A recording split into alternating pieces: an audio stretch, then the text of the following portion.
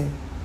এবং এই যে জুলাই মাসের 2024 সালের 15 জুলাইতে যে সমস্ত হত্যাকাণ্ড ঘটলো, অগ্নিসন্ত্রাস করলো, কে করেছে এগুলো তো আমরা করিনি, আওয়ামী লীগ করে নাই, আমাদের সরকারও না। এই যে আপনারা শুনলেন আফার অডিওটা, আফা এখানে বলতেছে যে এই জুলাই আন্দোলনে কারা ছাত্রদের মারলো, কারা এই মেট্রো রেল ভাঙলো, কারা করলো। আমার আপার কাছে একটা প্রশ্ন যে আপা, আপনি মানুষ হবে কবে? একটা মানুষ আপা মিথ্যা কত বলতে পারে? একটার পর একটা মিথ্যা আপনি বলেই যাইতেছেন। মিথ্যা দিয়া কি মিথ্যা রাখা যাবে? আজকে আপনি একটা বিদেশি গণমাধ্যমে সাক্ষাৎকার দিয়েছেন, সেখানেও আপনি বলছেন যে আওয়ামী লীগ ক্ষমা চাবে না, আর আওয়ামী লীগকে বাদ দিয়ে নির্বাচন করাও সম্ভব না। বাংলাদেশ আওয়ামী লীগের নেতৃত্ব পরিবারের ওপর নির্ভর করবে না। দলটিকে নির্বাচনে অংশ নেয়া নিষিদ্ধ করার পর লাখ লাখ সমর্থক আগামী জাতীয় নির্বাচন বর্জন করবেন। বার্তা সংস্থা রয়টার্সকে দেয়া সাক্ষাৎকারে এসব কথা বলেছেন দলটির নেত্রী ও সাবেক প্রধানমন্ত্রী শেখ হাসিনা। ওদিকে লন্ডনের ইন্ডিপেন্ডেন্টকে আলাদাভাবে দেয়া সাক্ষাৎকারে তিনি গত বছর ছাত্রদের নেতৃত্বে বিক্ষোভের সময় নিহতদের বিষয়ে ক্ষমা চাইতে অস্বীকৃতি জানিয়েছেন। তিনি উল্লেখ করেছেন, তার দলকে বাদ দিয়ে যে সরকার গঠিত হবে, এমন যে কোনো সরকারের অধীনে দেশে ফিরে আসবেন না, ভারতেই অবস্থান করবেন। গত বছর 5ই আগস্ট পালিয়ে ভারতে আশ্রয় নেয়ার পর এবারই প্রথম বিদেশি সংবাদ মাধ্যমের সঙ্গে সাক্ষাৎকার দিলেন তিনি। তিনি পালিয়ে যাওয়ার পর শান্তিতে নোবেলজয়ী ড. মুহাম্মদ ইউনূসের নেতৃত্বাধীন অন্তর্বর্তী সরকার বাংলাদেশ নেতৃত্ব দিচ্ছে। হাসিনার অপসারণের পর থেকেই বাংলাদেশ শাসন করছেন তারা। আগামী ফেব্রুয়ারিতে নির্বাচন আয়োজনের প্রতিশ্রুতি দিয়েছে অন্তর্বর্তী সরকার। শেখ হাসিনা বলেন, আওয়ামী লীগকে নিষিদ্ধ করা শুধু অন্যায় নয়, বরং সেলফ ডিফিটিং। তিনি বলেন, পরবর্তী সরকারে অবশ্যই নির্বাচন তাৎপর্য থাকা চাই। কোটি কোটি মানুষ আওয়ামী লীগের সমর্থক।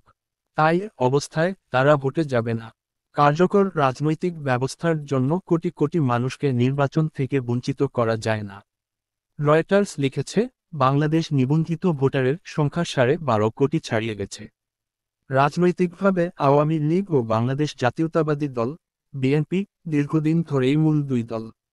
আগামী নির্বাচনে বিএনপিকে বিজয়ী হিসেবে দেখা হচ্ছে। সাম্প্রতিক সময়ে নির্বাচন কমিশন মে মাসে আওয়ামী লীগের নিবন্ধন স্থগিত করেছে।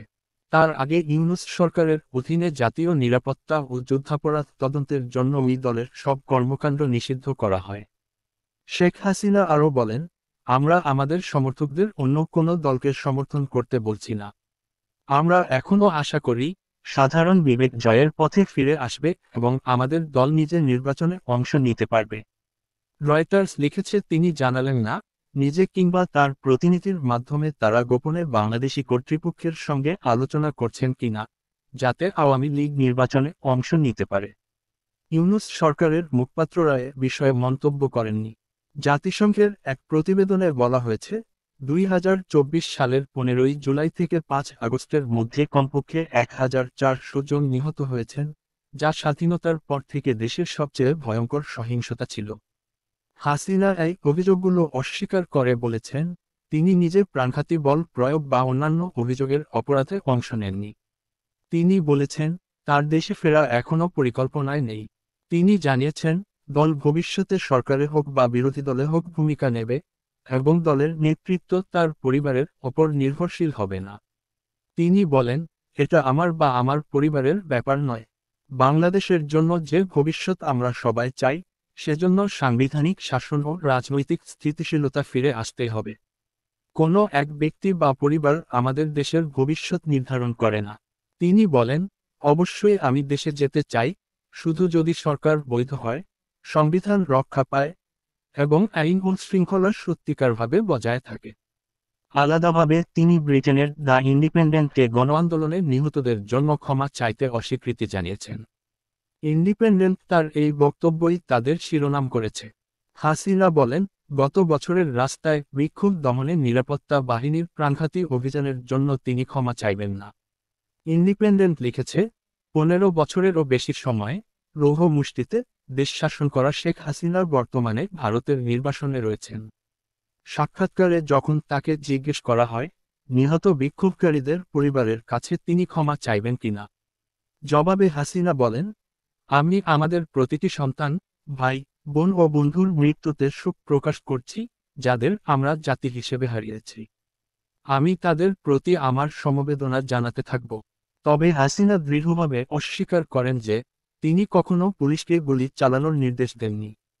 বরং তার দাবি, অনির্বাচিত অন্তর্বর্তী সরকারের মাধ্যমে তার দল আওয়ামী লীগকে ইচ্ছাকৃতভাবে নির্বাচনে অংশগ্রহণের সুযোগ থেকে বঞ্চিত করা হচ্ছে। হাসিনা গত বছরের আন্দোলনের সময় তার পদক্ষেপগুলোর সাফাই দিয়ে বলেন, তিনি কোনো হত্যাকাণ্ডের দায় ব্যক্তিগতভাবে নেন না, বরং তিনি আপনি আইসা নির্বাচন করে নির্বাচনে অংশ নেন, দেশের মানুষ যেহেতু আপনার এত ভালোবাসে, আসেন না দেশে।